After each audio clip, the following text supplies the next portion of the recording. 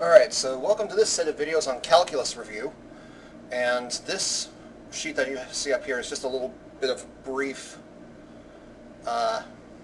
background on where the whole ideas for calculus came from. And most of them came from Newton's ideas of motion. Think of transportations.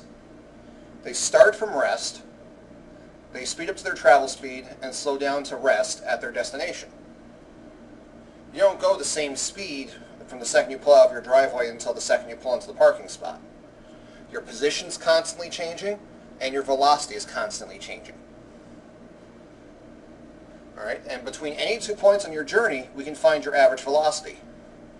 It's just the change in your distance over the change in time, which we can write like this, d2 minus d1 over t2 minus t1, to have it look like slope. Now, if it's something like this problem down here, we don't have any issues. So if a guy walks to work at 6 meters per second, so here's distance, here's time. The line is a straight linear line, and the slope is constant from time to time. So your average velocity between any 2 points is the same as your instant velocity at any specific point. How fast is he going at 2.75 seconds? He's going 6 meters per second. Doesn't matter how far along that line you are. The problem becomes when your speed is not constant. So let's say a subway's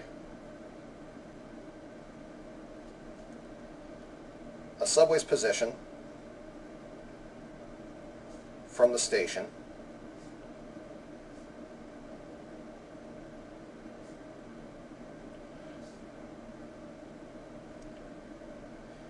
is graphed as y equals x squared.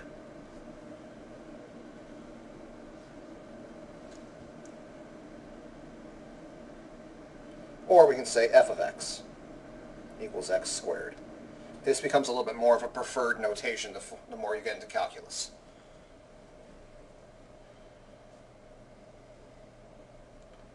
What is its velocity?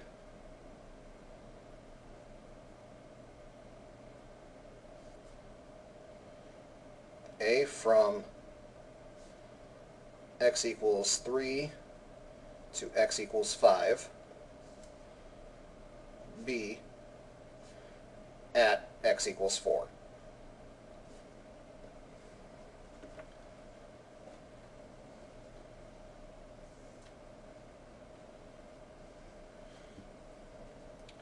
A is simple. So first, find f of x at each x. F of 3 is 3 squared, which is 9. F of 5 is 5 squared, which is 25.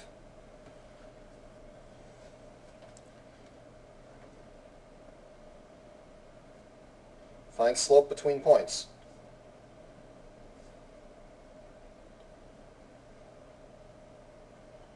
So find slope between the 2 points. Velocity is 25 minus 9 over 5 minus 3.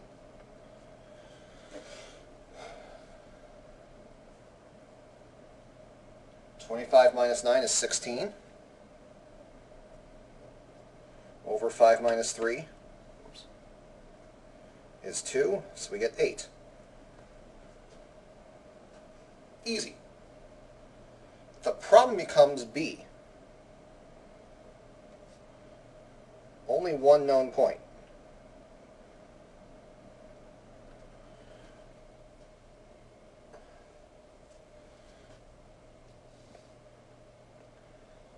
So if we looked at a graph of this,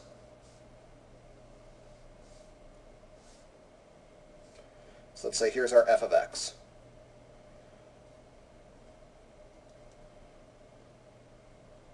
There would be f of x there. I can't find the slope at just one point. I can draw on a tangent line.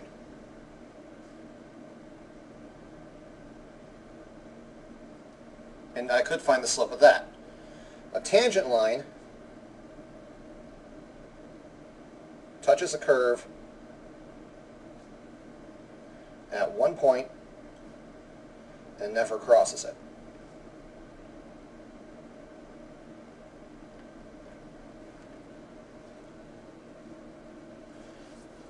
But I can't find the slope of this tangent line without a graph paper.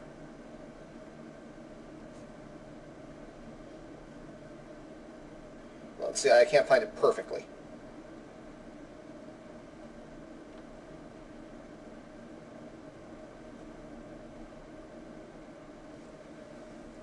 So what do? Well, let's look at that function again.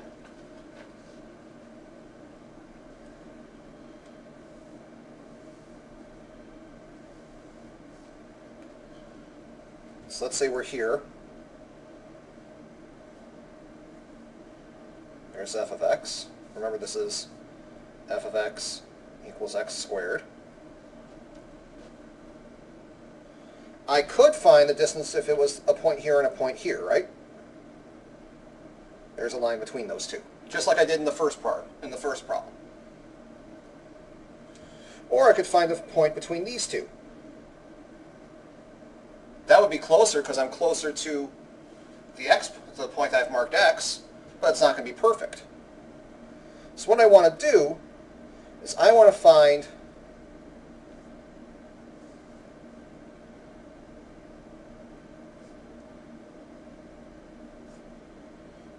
the slope between 2 points,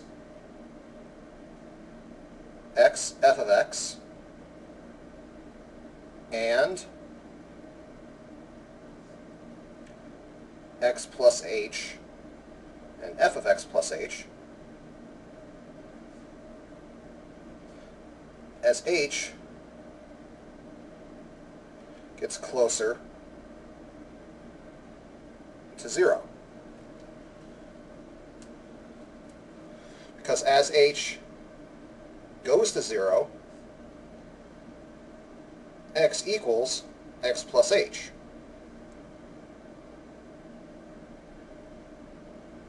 Right? X equals x plus 0. So I want to find, let's say this point here, x plus h. That's h units away. And there's the slope, and there's the point f of x plus h. So what's the slope between those 2 points? Well, it would be f of x plus h minus f of x over x plus h minus x.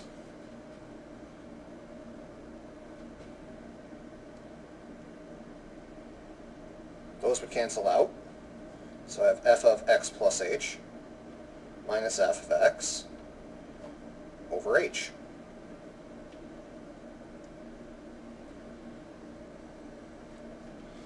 And since I want, as h gets closer to 0, this is called the limit.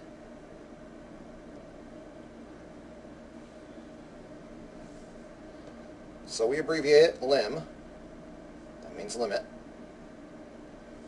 as h goes to 0 of f of x plus h minus f of x over h.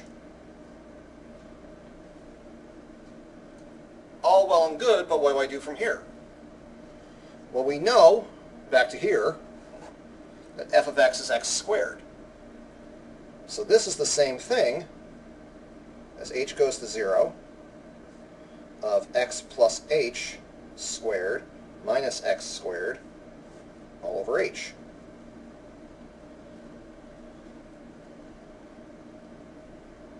This you should be able to do. This is algebra. So limit as h goes to 0.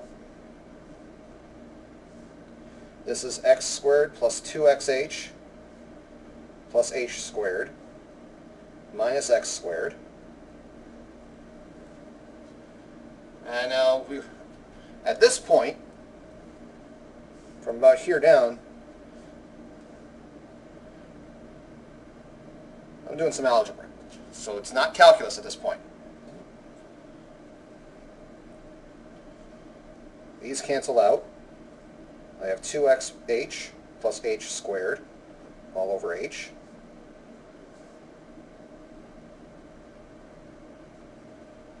As h goes to 0. I can factor out an h.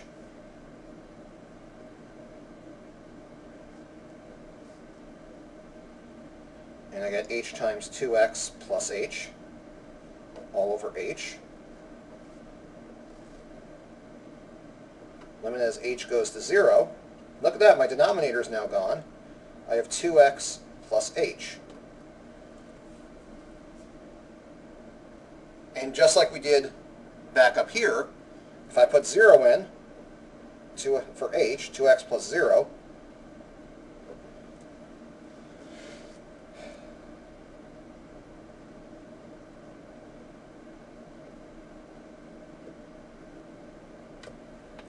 (2x) models the velocity. That was a lot of work for a little answer, I know. But this is where all the limit stuff comes from. So if I wanted to know the velocity at 4,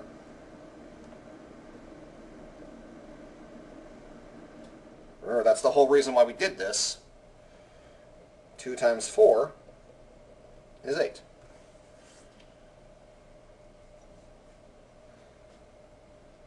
All right, so let's do another example.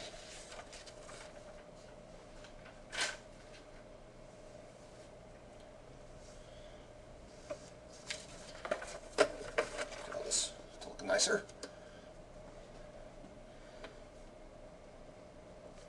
If a train's position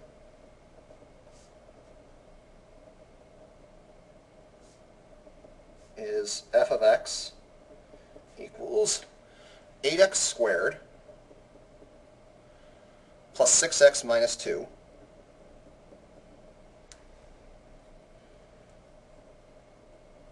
find its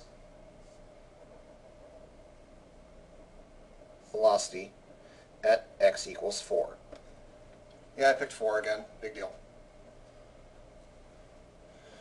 Now we don't need to do a lot of that background stuff that we did before. We can just jump right to this.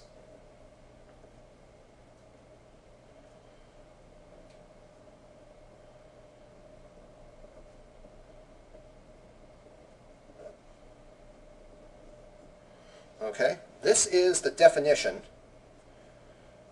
of slope of the tangent line.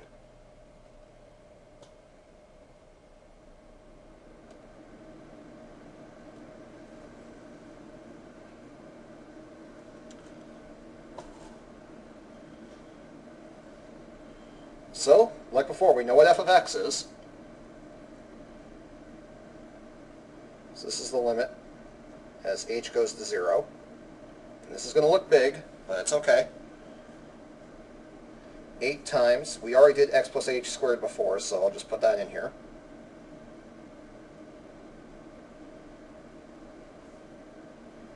Plus 6 times x plus h minus 2 minus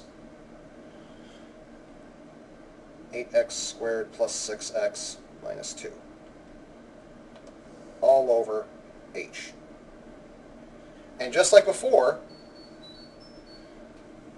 most of this is going to be algebra. So I'm going to distribute the 8 over here because I think it's going to be pretty long. H goes to 0.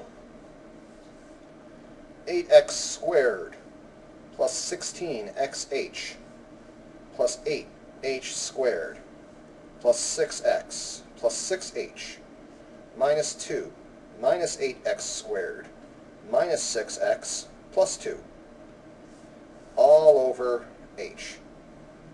Alright, let's combine some like terms. 8x squared minus 8x squared, gone. Let's see, 8h squared, we don't have any other h squareds, that's okay. 16xh, I don't have any other xh's. 6x and plus 6x minus 6x. Don't have any other just h's. Minus 2 and plus 2. So we end up with limit as h goes to 0, of 16xh plus 8h squared plus 6h, and that's it. Just that, that, and that. All over h. Oops. Should be consistent. Well, they all have an h, so let's factor out an h.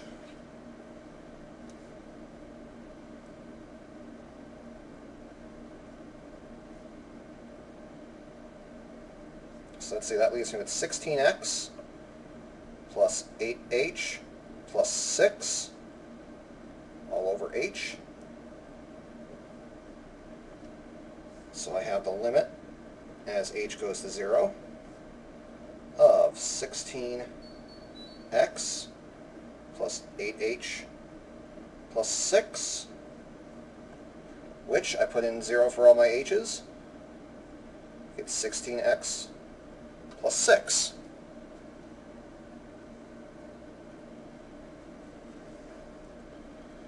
And at x equals 4, 16 times 4 plus 6.